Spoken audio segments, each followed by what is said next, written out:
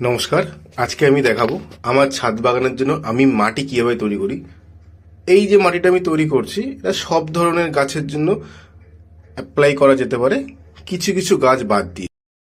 মাটির সাথে মিশিয়ে নিলাম ভার্মি কম্পোস্ট, তারপরে এটা নিমখোল। নিমখোল গাছের জন্য খুব গুরুত্বপূর্ণ। এবং এর সাথে সাথে মিশিয়ে নেব বোন মিল বা হাড়ের গুঁড়ো। এবং তারপরে মিশিয়ে নিচ্ছি আমি শিংকুচি।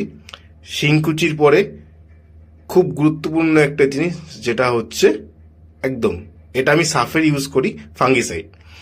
এই কটা জিনিস ভালোভাবে মিশিয়ে নিতে হবে, যতটা প্রয়োজন ঠিক সেরকম ভাবেই।